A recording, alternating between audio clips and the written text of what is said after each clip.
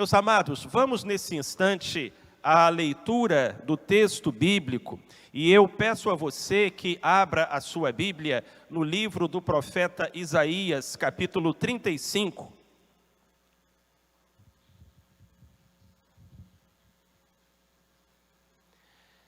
Queridos, queridas, abramos a Bíblia Sagrada, a Santa Palavra de Deus, no livro de Isaías, capítulo 35, dois versinhos, o verso 3 e o verso 4.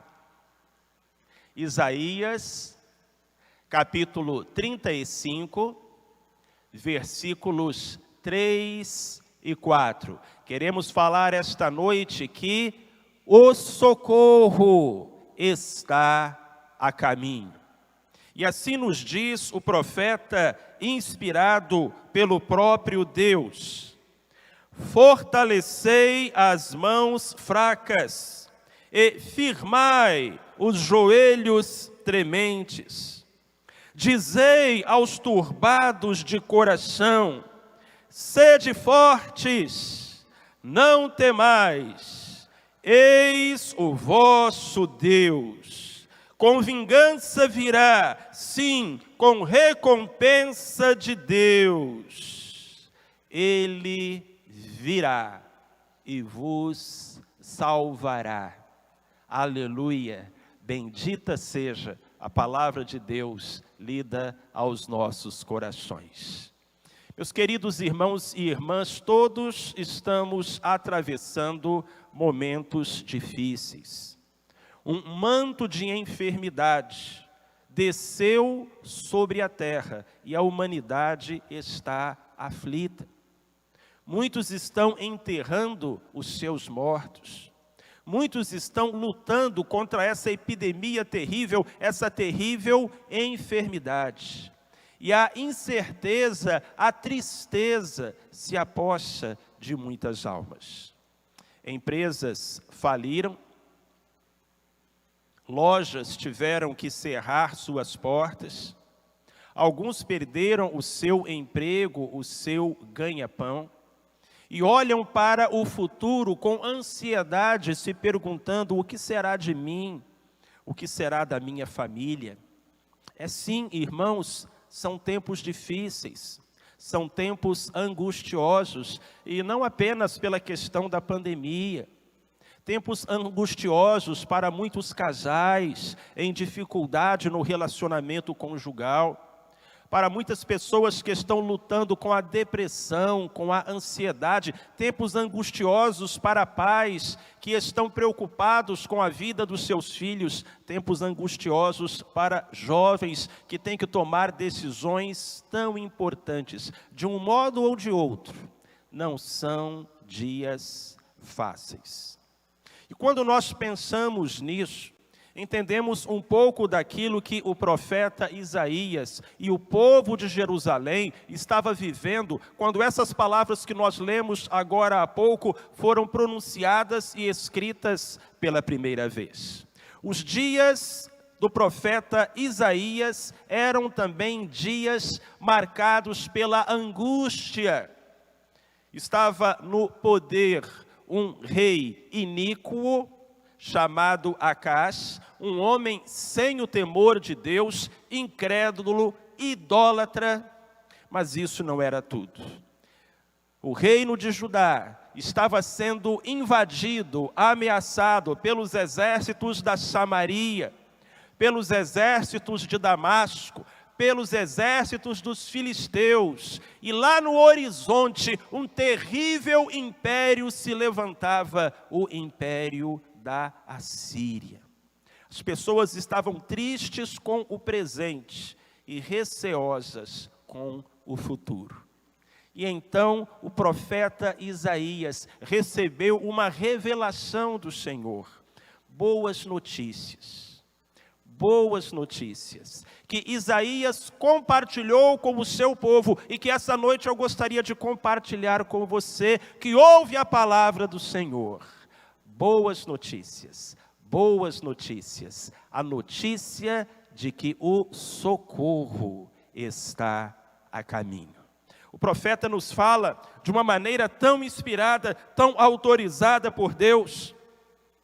Fortalecei as mãos fracas, firmai os joelhos trementes, dizei aos turbados de coração, sede fortes, não temais. Parece que o profeta Isaías estava colocando as pessoas daquela época e da nossa época numa máquina de raio-x, fazendo uma radiografia não do corpo, mas da vida.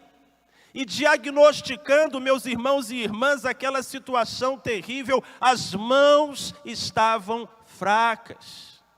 Sabe quando você não sente força para resolver o problema que você tem em mãos? Para abrir a porta, para romper o laço, para quebrar as cadeias, mãos fracas.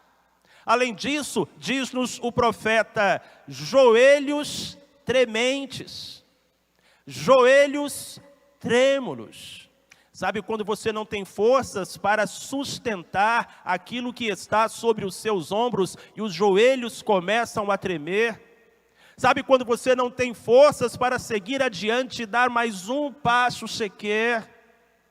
O resultado é que além das mãos estarem fracas e os joelhos estarem trêmulos, os corações estão turbados.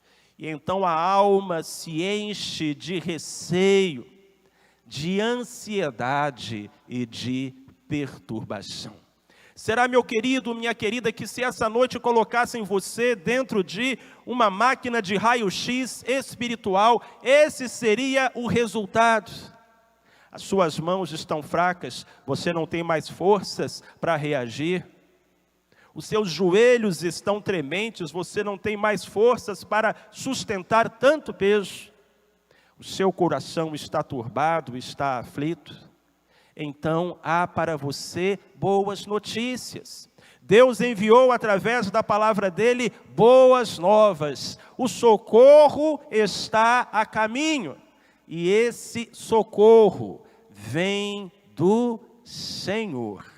Eu me lembro que quando era criança, nós costumávamos assistir na televisão preto e branco filmes do Velho Oeste, que naquela época passavam aos montes. A gente chamava de filme de bang bang. E nesses filmes havia uma cena que se repetia. Muitas vezes os heróis estavam no limite. Eles estavam cercados pelos índios, encurralados pelos malfeitores. Em menor número, a munição acabou, o inimigo atacava, parecia que eles iam morrer, e a gente começava então a levantar na poltrona, e não conseguia mais sentar, e ia como que escalando o sofá, naquele momento de ansiedade, e agora o que vai acontecer? E não dava outra, tocava aquela corneta da cavalaria. Até hoje eu lembro daquela musiquinha, irmãos. Papará, pará, pará, papará, pará, pará, papará, papará, papará, papapá. E então a cavalaria estava chegando, o socorro estava chegando, os índios eram derrotados, os pistoleiros eram vencidos, o mocinho abraçava a mocinha e tudo terminava bem, porque o socorro chegou. Meus queridos, meus amados, é uma cena como essa que Isaías está descrevendo aqui, mas o que toca não é a corneta do regimento, o que toca é a trombeta do arcanjo de Deus.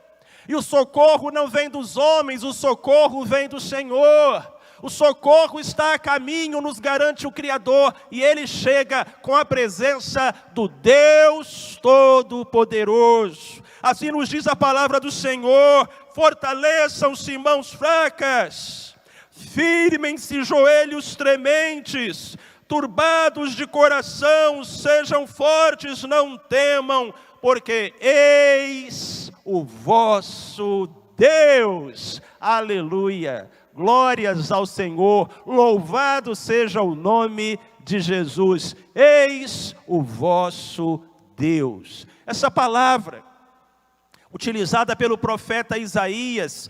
Eis, uma palavra tão pequena tem um significado tão profundo. Meu querido, minha querida, essa palavra eis significa Ele está aqui. Deus não está em outro lugar, Ele está aqui. Deus não está em outro tempo, Ele está aqui. É por isso que as mãos fracas, os joelhos trementes, os corações turbados podem ter esperança nessa noite, porque Deus nos diz na sua palavra: eis o vosso Deus, ei-lo aqui. Eu acho que se o profeta Isaías fosse mineiro, meus irmãos e irmãs, ele diria: olha ele aí, só. Porque é isso que Isaías está dizendo com essa palavra eis, com essa expressão eis o vosso Deus. Você não precisa procurá-lo, você não precisa buscá-lo, você não precisa esperar por ele. O socorro chegou, a trombeta tocou. Não de uma cavalaria humana, mas dos exércitos celestiais. E agora o Todo-Poderoso está diante de você. E é por isso que as suas energias, as suas forças, as suas esperanças podem se renovar. Olhe ele aqui, ei-lo ele aqui, eis o vosso Deus. Essa palavra é tão importante. Essa promessa, essa declaração é tão importante que ela vai se repetir em duas passagens muito significativas do Novo Testamento. Essa mesma expressão, eis, ei-lo ele, ei-lo aqui, eis que ele está aqui. Uma dessas passagens é João capítulo 1, versículo 29. Lá em João capítulo 1, versículo 29, quando João Batista vê que Cristo se aproxima, chama os seus discípulos, aponta na direção de Jesus e diz: eis o Cordeiro de Deus, que tira o pecado do mundo. Ah, meus irmãos, a mesma expressão que o profeta Isaías tinha usado, agora João Batista usa. Isaías tinha dito, eis o vosso Deus, e numa declaração da divindade de Cristo, da messianidade do Senhor, João Batista diz, eis o Cordeiro de Deus, usa a mesma palavra do profeta. E ainda no Evangelho de João, lá no capítulo 19, versículo 5, Pilatos traz um Cristo ensanguentado diante da multidão, com uma coroa de espinhos na sua cabeça, com um manto de escarlate sobre os seus ombros, coberto de feridas das marcas dos açoites. Pilatos traz Jesus, apresenta-o à multidão e diz, eis o homem. Ah, Pilatos não era um profeta.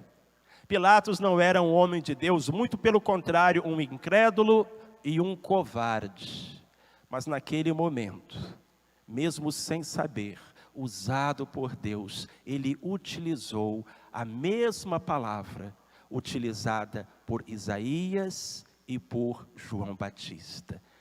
Eis, ei-lo aqui, eis o vosso Deus, eis o Cordeiro de Deus que tira o pecado do mundo, eis o homem, o varão de dores, o sacrifício oferecido pela redenção da humanidade. Meu querido, minha querida, o socorro está a caminho e ele chega até nós na pessoa incomparável de Jesus Cristo. O Deus conosco, o Deus entre nós. Jesus vem até nós e nos traz o seu socorro. O profeta Isaías diz que quando Deus vem a nós, quando Ele nos traz o socorro na aflição, Deus traz consigo 3 coisas. E eu gostaria de considerá-las junto com você, antes que nós orássemos, encerrando essa reflexão. Jesus vem até nós, trazendo justiça, recompensa e salvação. Dizei às mãos fracas, aos joelhos trementes, aos corações turbados: sede fortes, não temais, eis o vosso Deus. E aí o versículo se encerra com a seguinte declaração: com vingança virá, sim, com recompensa de Deus, Ele virá e vos salvará. Jesus vem até nós e Ele vem trazendo 3 coisas. Primeiro, com vingança. Eu gosto de ler o mesmo versículo em diferentes traduções da Bíblia às vezes. Porque às vezes, quando a gente lê o mesmo versinho em diferentes traduções, a gente entende melhor. Que vingança é essa que Jesus traz? A versão que nós utilizamos aqui na igreja, a revista e atualizada na Nova Ortografia, diz assim: com vingança virá. A nova tradução, a Bíblia NVT, nova versão transformadora, diz: vem para vingar-se de seus inimigos. Uma outra tradução, a NTLH, a nova tradução na linguagem de hoje, diz: vem para castigar nossos inimigos.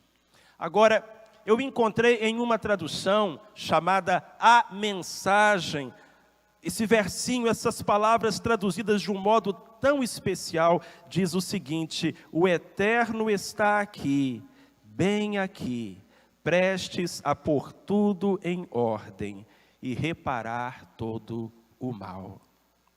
Uau! Que palavras! Que promessa! Elas caem sobre nós como chuva em terra seca, como bálsamo sobre uma chaga aberta. Elas nos trazem alívio, renovam as nossas esperanças, erguem a nossa cabeça.